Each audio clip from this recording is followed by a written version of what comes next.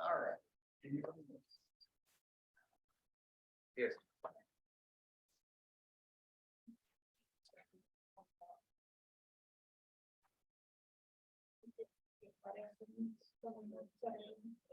Oh. Something like that.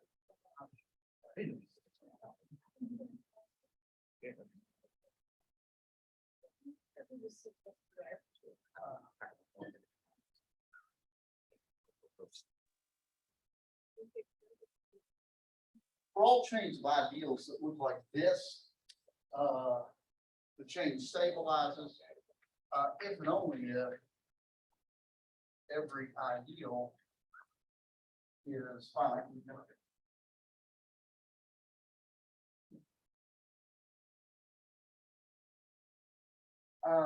Such a ring that satisfies one against both of these conditions is called a Noetherian ring. Let me quickly sketch for you why these two conditions are equivalent. I won't go through the gory details. It's not terribly hard, but I think it's worth kind of looking at. So suppose every chain stabilizes.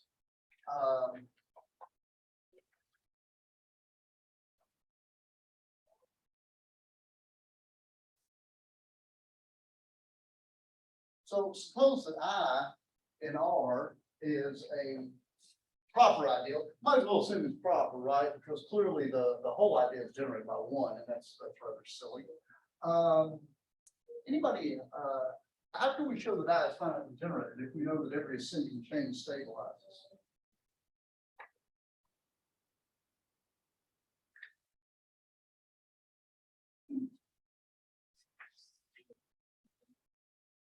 Okay, so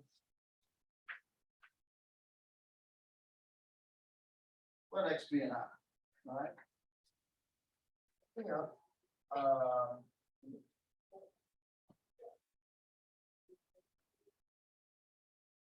If X generates all of I, then clearly you're done because then I is principal and it's finitely generated. If not, then there exists X1 in I, but not in X. Right? And so we'll start solving this.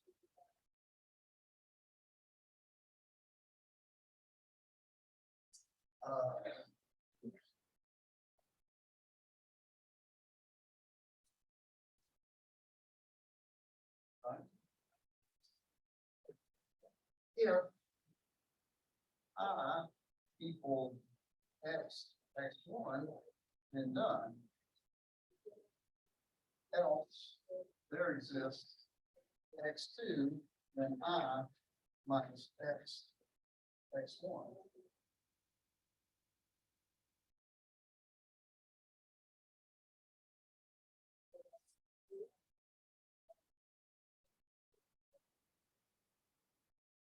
Now notice that this entire chain is contained in I by the way that we construct it, right? Because we're always pulling new elements out of I, so everything's all snugly inside of I. And this chain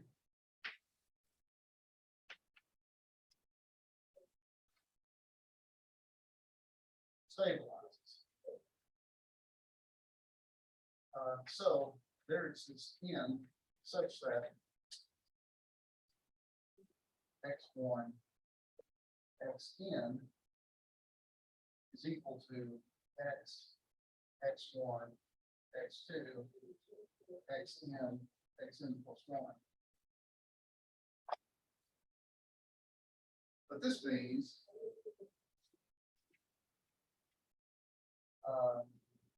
Xn plus 1 must be in X1 Xn. Therefore, I minus X1 up to Xn is the unit cell.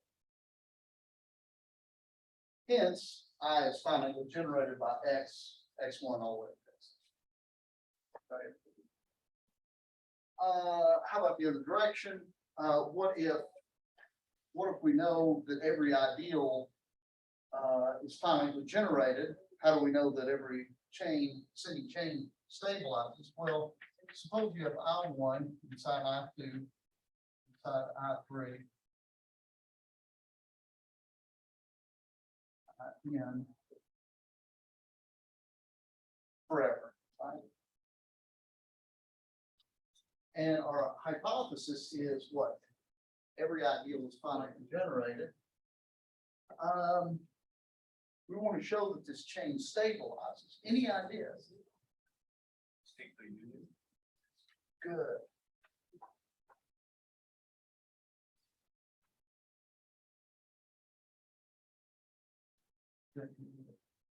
And we've done enough of the Zorn's lemma stuff with this to know that unions of ideals are generally not ideal, but this is a chain. So the union that. So I have a very good question. So when you say you take a union, is that equivalent to say, or say, can we take the sum? The sum. Oh, right, like, yes, like I1, I2, yeah. Because of course, I2 contains I1 and so forth. So for example, the sum of I1 and I2 is just I2. And the sum of I2 and I3 is just I3 because you've got that containment. But maybe when we use zoning lemma, you don't have to check that it's an ideal. What's it now? So when we use zoning lemma, you don't have to check that is an ideal. If you take the sum instead of union. Well, and so what do you mean by the sum of these countable ideals? So the element is all the final form. So when you say the sum of these ideals, what you mean is the set of things that can be written as a finite sum out of these things, correct? Yeah, but of course, you still do need the fact that it is an ascending chain for that to make sense, right? Because otherwise, if you don't have that, sums may fall out of the chain. So let's let I be the union of this, and yes. This might be like a silly clarification, but that doesn't need to equal I, right? Because like technically the ideal we're in is I. Oh, no, that was from the previous proof. I'm starting over here. Right. And So this is just in any general. yeah, this is just a general chain. Okay. And I'm defining I here. I had a colonoscopy on this. Let's define I to be this union. Right. So we just define it to be this. Now, I don't know much, but I do know that every ideal is finitely generated. So I is finitely generated, right? So let's say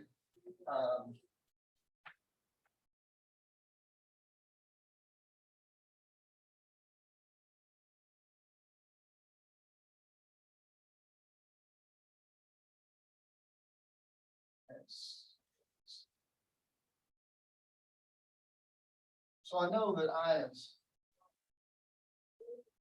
finitely generated, so it's generated by finitely many of those things. And here's the super groovy cool thing about the fact that they're finitely. Well, so anybody know where I might go from here? I kind of hate that open-ended question, even though I ain't right. What am I thinking? But I'll ask it anyway. Well, do we just conclude that each of the xi is lived in one of the ij's? Well, it might do some skipping, right? Like maybe, I mean, I could order this in some sort of fashion, but maybe X1's here and maybe like X2 doesn't show up until I10 or something like that. Yep. You could let ni be minimal such that xi is contained in I, so the ni and then just take the maximal of those. That's right, right. So for each one of these, this is contained in I-T1, I-T2, I-T-K. Right? And like you were careful there, and let's say that T1 is minimal such that X1 is in that one, and T2 is minimal such that X2 appears in that, right? And if T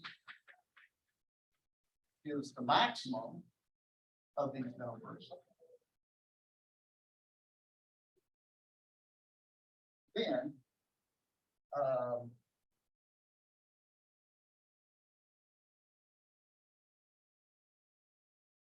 XK are all in I.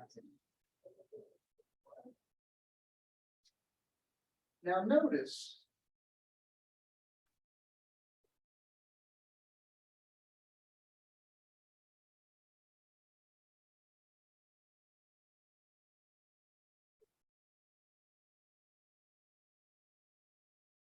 Those animals generate I.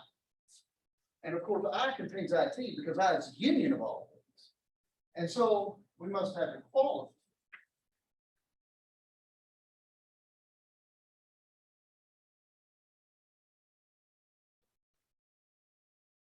Because all of these are actually contained in IT as well. So what I get is I is equal to IT for this magic value of T.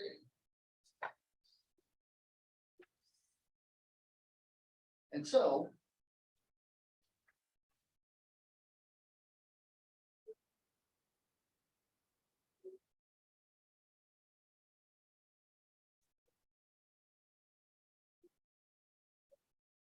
and there's where it's stabilizes. It'll stabilize right there.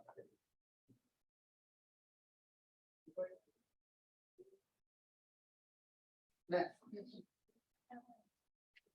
At the last line, I minus that idea is empty set, so I is finite generated. yes, so I is That actually equal to idea this. is finite generated. Yeah, so in particular.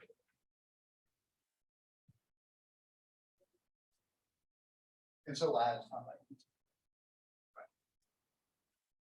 Okay. Other questions? All right.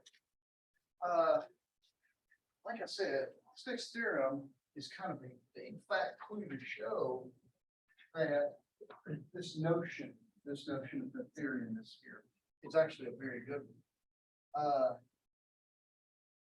Theory.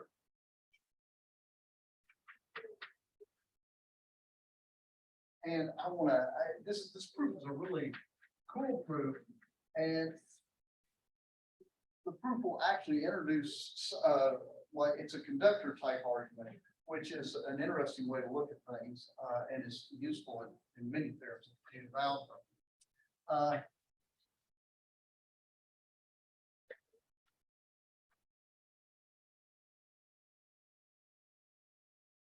R is Noetherian if and only if every prime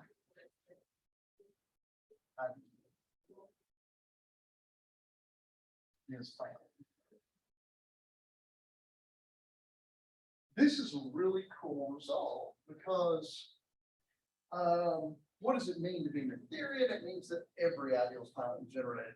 This theorem says, hey, check yourself. You only have to check prime ideals, right?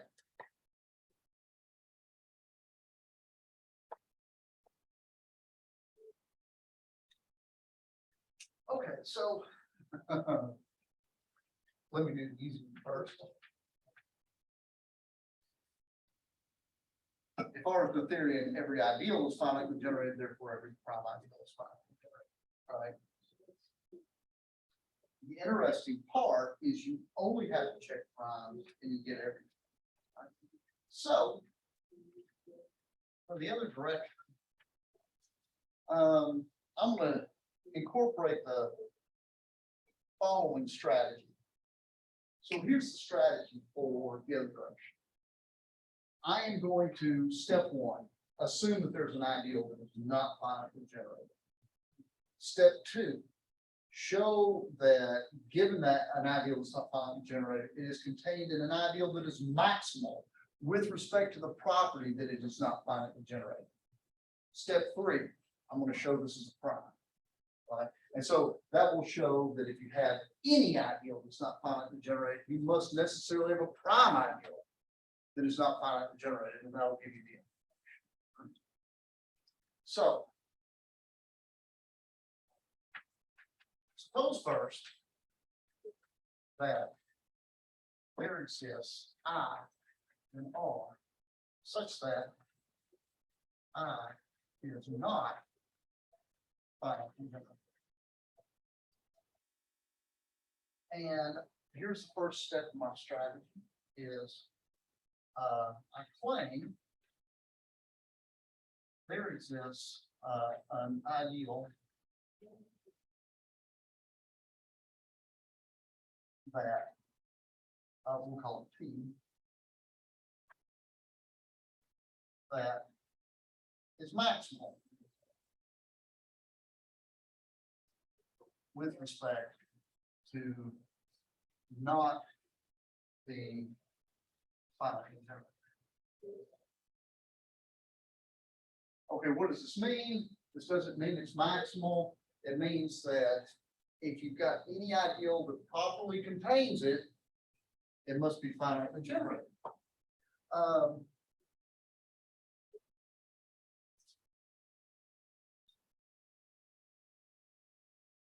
Can anybody think of such an example? By the way?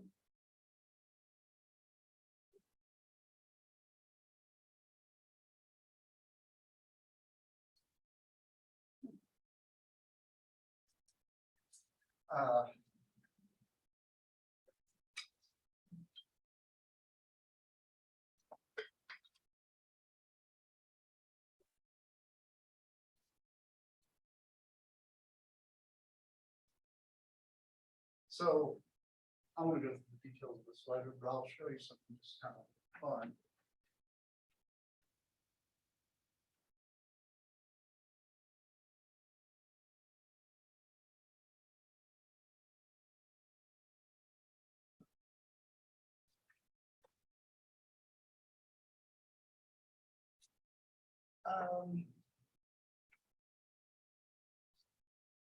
This is just a polynomial ring over field two variables. But now I start throwing in these crazy rational functions.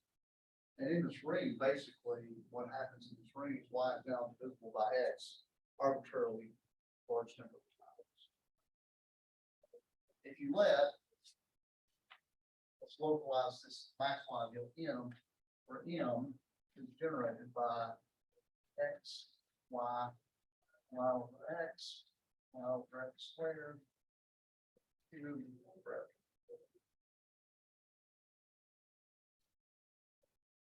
Now, I'm gonna go over this in some detail later because it's actually evaluation. It turns out that this ideal has exactly 3' ideals. 0. No surprise there because this is an integral domain, localized as an integral domain. And then I dubbed the ideal with y stuff.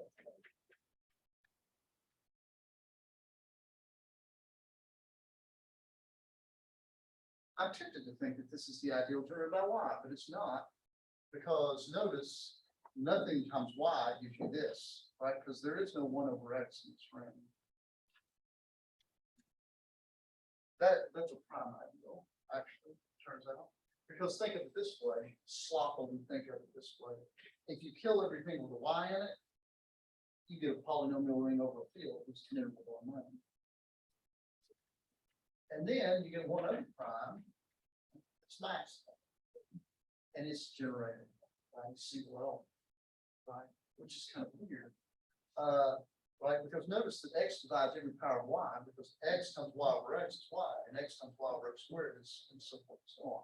It's just a hot mess that goes on forever. Right?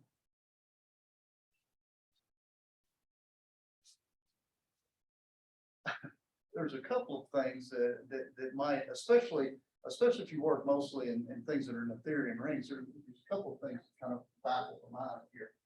Number one is you have an ideal that's not finitely generated tucked inside one that is, right? Which is kind of weird. Can anybody that likes Noetherian rings, can you tell me, so you can hear me now and believe me later, these are in fact the only 3' ideals of this ring. This is what we call evaluation ring, and we'll get to that. Usually only 3' ideals. There's something else about that tells me it's not Noetherian. Well, besides the fact that the one in the middle is not finitely generated. In a Noetherian ring, if you have 2' ideals like this and this, if there is a single prime ideal between there, then there are infinite many. the situation is impossible in theory. It's not impossible. But see, here's what happens, if you look at the prime ideals, finitely generated, in fact, both principal, and here you have that. But this is a good example of what a P might be. This ideal is not maximal, but it's maximal with respect to being finitely generated. If you adjoin anything to this ideal that's not in there, it's basically got to have a power of X, and it turns into a principal ideal at that point. So let's try to prove that, first of all, that there is an ideal that is maximal with respect to not being finitely generated. Again, this is kind of going to be a Zorn's thing. So let gamma equal the set of so K is an ideal, and J is not finitely generated. So gamma is the collection of all ideals containing I that are not finitely generated. Notice, of course, because of my setup here, I don't have to use the word proper because the whole thing itself is certainly finitely generated. And let me point out that this is not the empty set because the assumption that I is not finitely generated gives me that there's at least one thing in. Right. Now, again, to apply Zorn, what do I need to do? I need to show that every chain in here has an upper bound. So let C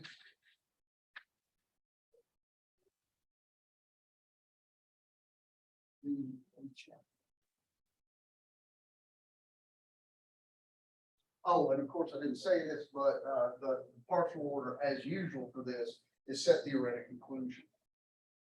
So suppose we have this chain here. Ideals that are not finitely generated. So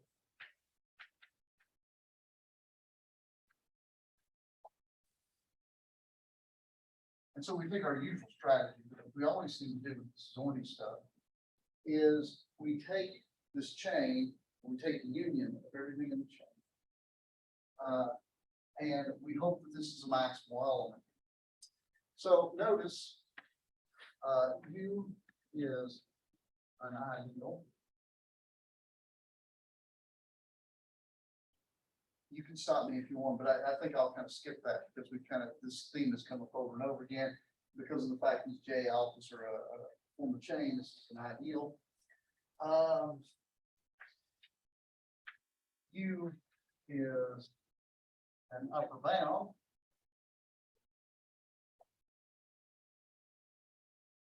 To the chain C as each J alpha is contained in U, right? So it's never bound out, but of course the big Zorny question is this U, this upper bound, is it actually still in gamma? Well, notice that U contains I, because it contains its J alpha, which all J alpha all contain I. Here's an ideal. And it's not finitely generated. So that last bit is the only thing that sort of bears checking. And we will do so. C by C, wow, you can't be finitely generated. If it is, then we could do the same thing we did before. Yeah, that's essentially it. It's only a little bit more complicated because as opposed to before, this chain may not be countable, but again, it's not really much of a sweat. So to see this, suppose U is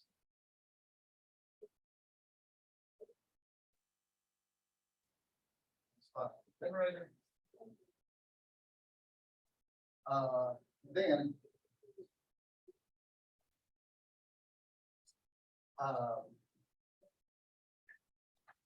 there exists alpha.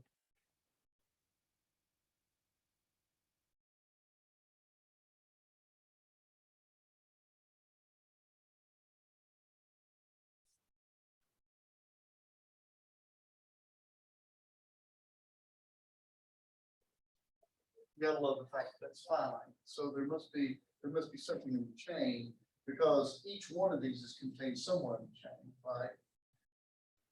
J alpha one contains, well, let's say J alpha I contains Xi. So, hey, maximal.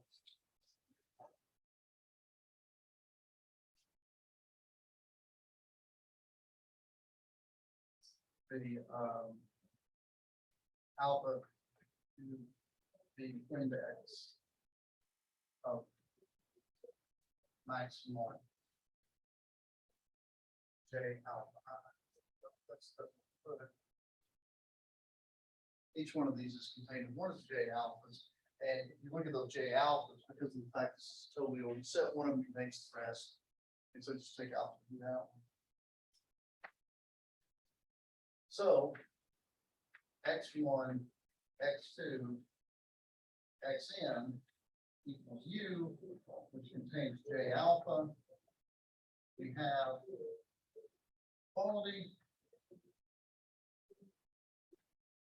So J alpha is finally generated, which is a constant. So we conclude at this point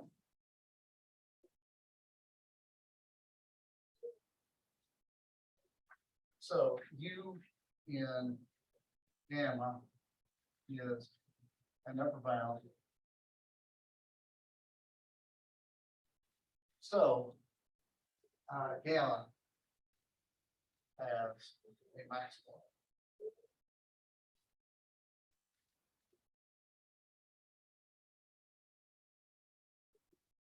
And P is maximal with respect to not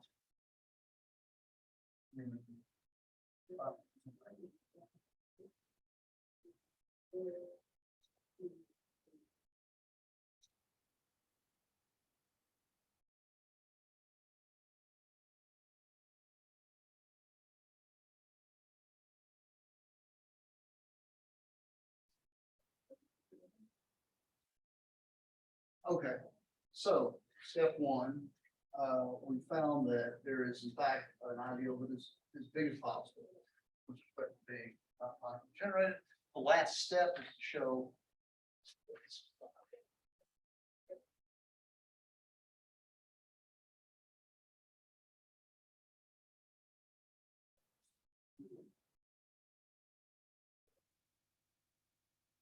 and this will totally conquer the other direction, because basically it shows that if there is an ideal of some finite generated, there has to be a prime ideal of some finite generated, and that will complete the proof of the theorem.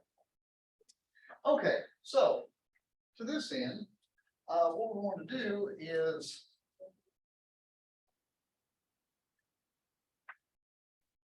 code A, B, A, B, not. Now, what I want to look at is, I want to look at the following ideal.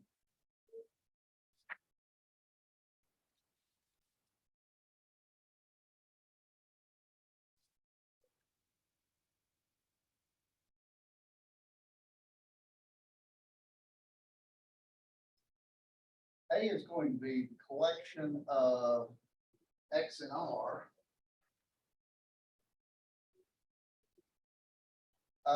Such that XA is in.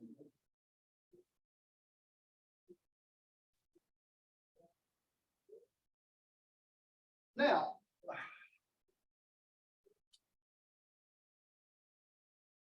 what can we conclude about this idea? One of the things, so let me kind of get my bearings here and think about what's in this ideal, right?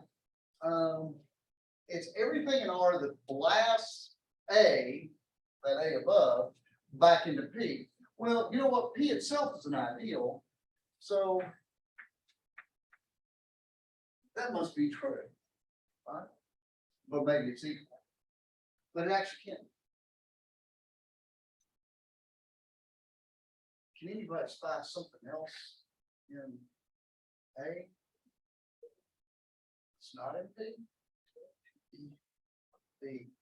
Notice that, of course, by the fact that P is an ideal, everything in P blasts A back to B, no problem there. But so does B, right? Because we're assuming A, B is, and by assumption, B is not in P. And so that's a strict containment right there. So what must be true about A? A must be finitely generated.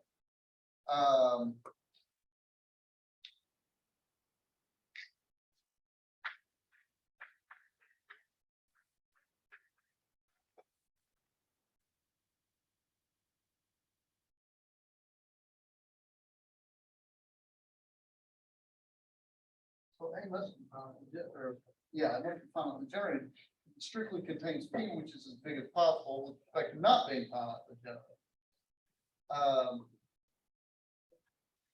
We now claim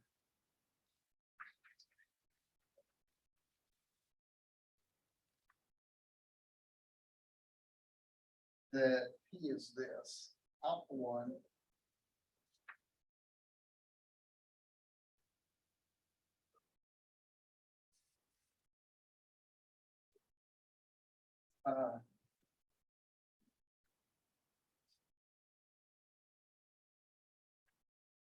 and notice, and verify this, it will show P is finitely generated. And that will give us our desired computation. Yes. What is the subscript? Oh, yeah. So, I haven't specified this yet.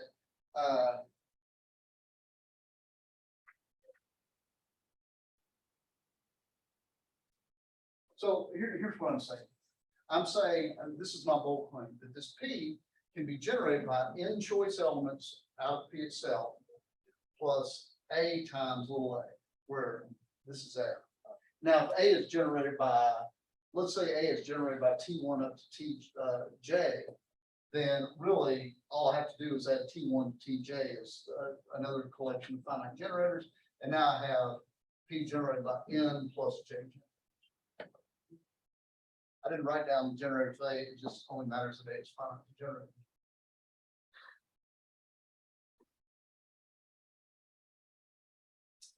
Okay.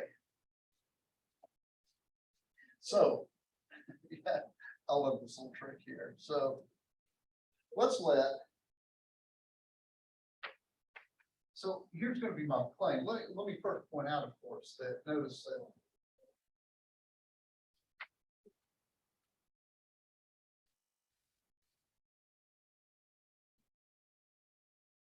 I don't care what these are under the assumption that they're in P.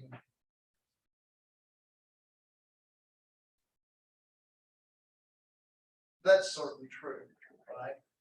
And the reason is by assumption, all these alphas are in P. So this part is in P. And look at the definition of A. A is all the crap in R that when you blast it with A, it lands in P. So when I multiply anything in A times A, it's in P, right? So that containment is easy. So to establish my claim, what I need to do is show the other containment.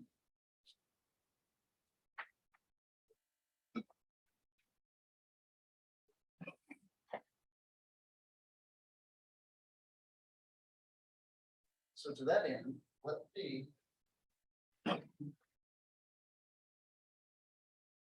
now, what do I know? I know that, so if P is in P, I want to actually sort of jump to something bigger.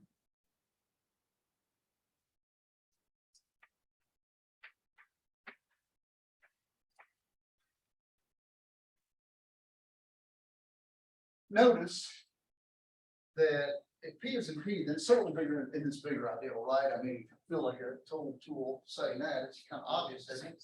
And this is alpha one, alpha two, alpha n, A. Why is that?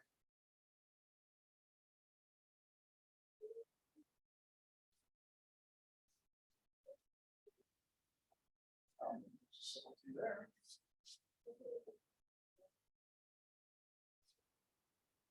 Okay, first part of the problem, let me ask you this. Bold old Jim, I claim that this was generated, that P PA is alpha one up to alpha n comma A. Well, the first thing that feels to me is it's finite generated. How do I know it's finite generated? Right. This ideal contains P strictly, so it has to be finitely generated. Now, the subtle point is, yeah, Well, you know, A is gonna go to the generators, and then the way that you get the alphas are gonna be in P is if one of them isn't in P, then you don't need it, because when you multiply it by A, that's gonna be in P, so you come out of that. yeah, I mean, you could basically, so in general, here's what you can do in general. Now, let me sort of make a little sidebar here. Like I'm freaking Jack McCoy or something. I know that this can be generated by C1, C2, C, right? Where all the ZIs are in, that much I know. I guess the real question is, how do I know how to do it this way? Well, let's write down what this means. This is actually P1 plus R1A, P2 plus R2A, up to PM plus R, right? Where each PI is in P and RI is in R. Right, because each one of those Z's, since it's in the ideal PA, all of them take on that form. Everybody agree with me? And I claim that this is the same thing as P1,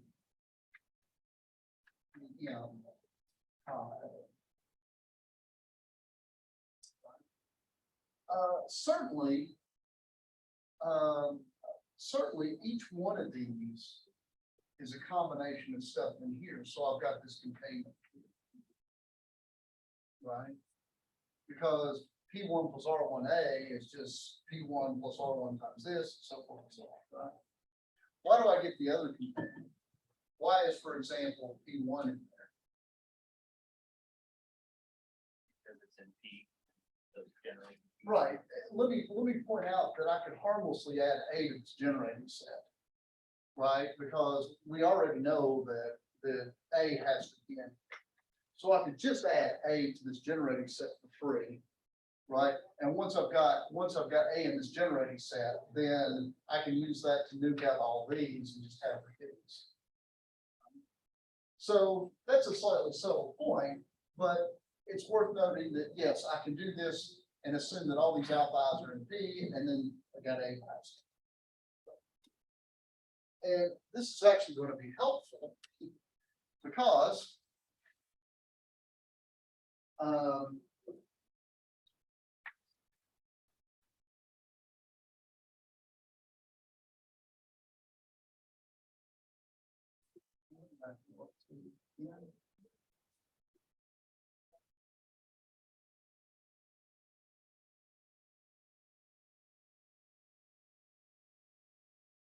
everybody okay?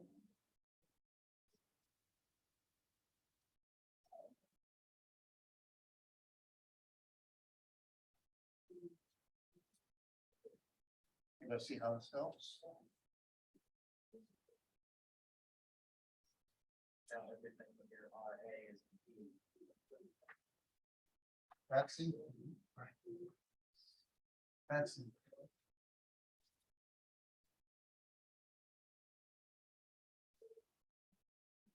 And what's important about that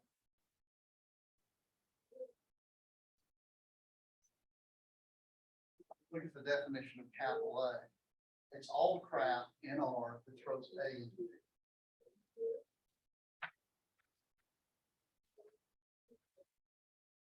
By the definition, I mean, I feel like I gotta take a shower now, I feel a little dirty, but I got away with something here or something. But this is all the stuff that throws A back into P. Well, RA is in P, so that means R is in A by definition. Right? So P is in alpha one, alpha two, alpha N, A, because that R is something that comes out of A. And since A is finite engineering.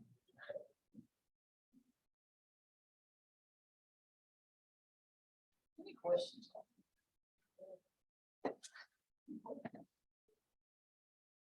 Yeah. That's just a lot of fun. Thank you. Okay, here's something that,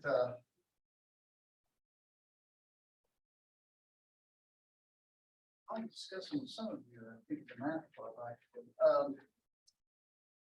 proposition.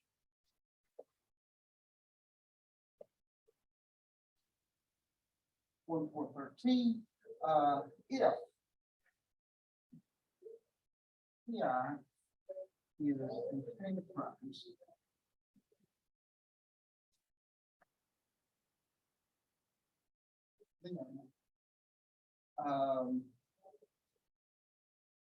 The intersection PI and the union PI are. Yeah, I think you brought this up with Michael Bird. What's that? It was Michael Bird who talked about this. Yeah, yeah, maybe it was. So if you have any, and chain is important, if you have a chain of primes, then its intersection and its union are both prime ideals. Let me go through quickly. So here I'll take this as red.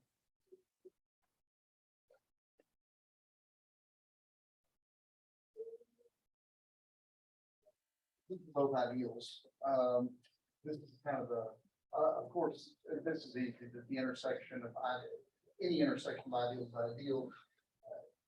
You need change here for this union to be an ideal. You don't need change for this to be an ideal. But we've got that.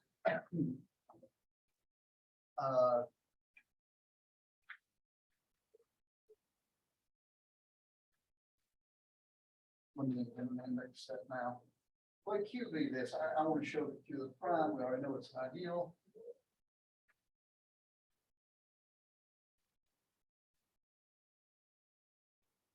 Suppose that X, Y is in Q, with of course both X and Y being in R. And let's suppose X is not in.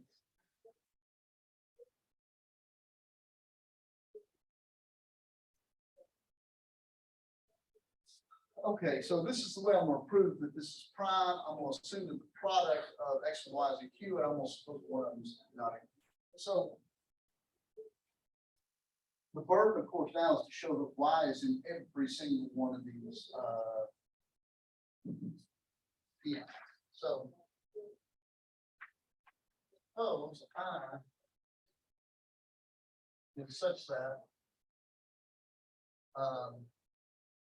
X is not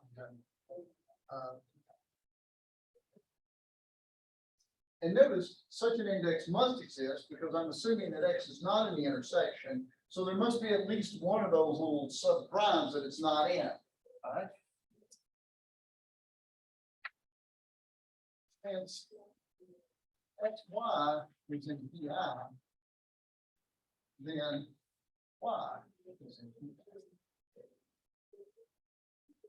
Right, because I know PI is a prime anyway, right? And now I've totally got this. So now let J be any other index, right?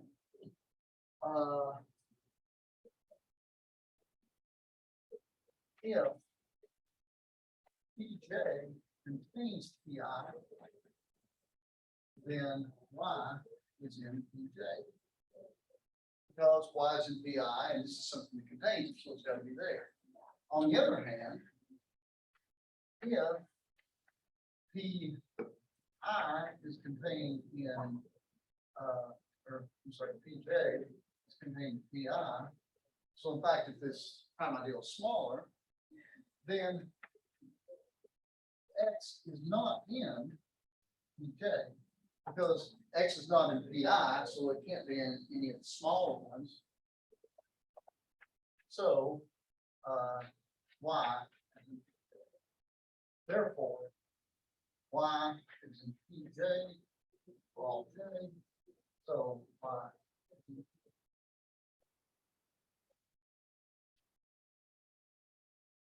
And I'll let you all puzzle through the union. It's actually essentially the same, but I am going to use that union in a bit. Here is an important consequence of this. Let I be an ideal.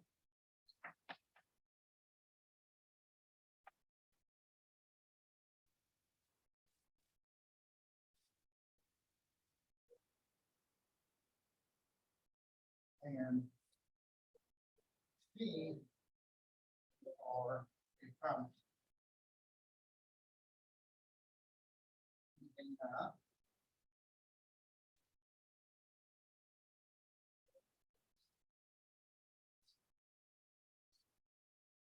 Then P can be shrunk to a prime ideal minimal among all prime ideals containing I.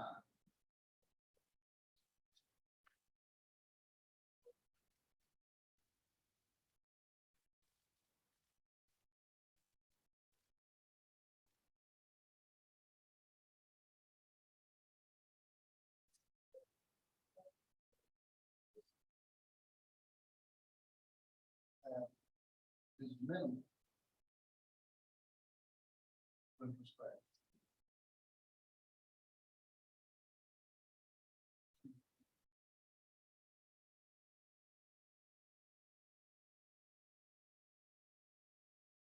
And this follows from the fact that if you have a chain of ideals, and you intersect them, it's still a prime ideal. So that's essentially it. You might think about why this is true, but I think it follows pretty quickly from this. Okay, any questions? This is actually important, this theorem, because oftentimes in commutative algebra, if you have an ideal I, you often talk about a minimal prime over I. And that's exactly what it means. So it's a prime that contains I, and there's no smaller prime inside of there that contains I.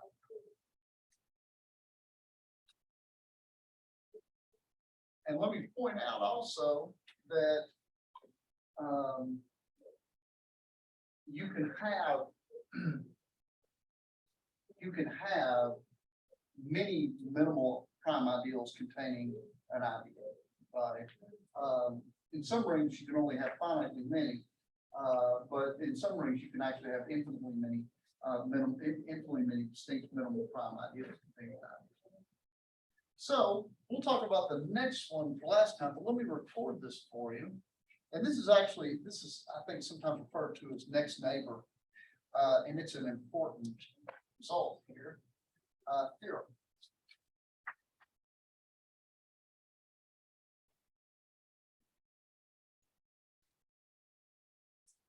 Suppose that you have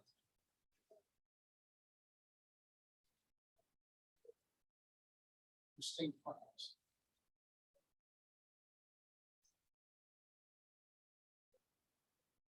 In some ring R. Then there exist distinct primes.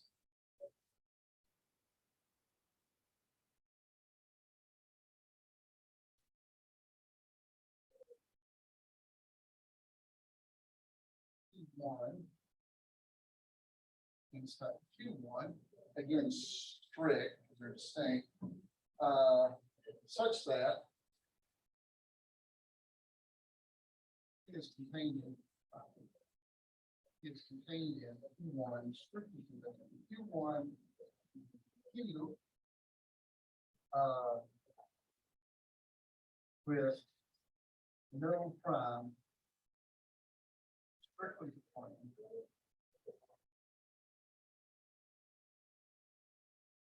Q1,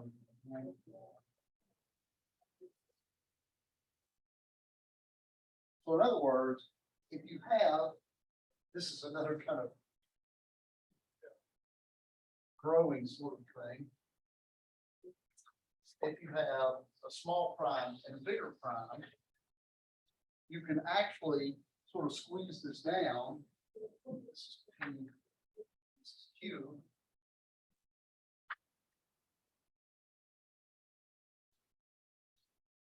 He wants to do one. So you can grow P up to Q1 and you can contract Q down to Q1 so that they're next neighbors. That is to say, they're right next to each other, and you can't stick another, maybe you can stick ideal between them, but no prime. Okay, any questions? All right. Well, we'll improve on this more next time. I'll see you all on Wednesday.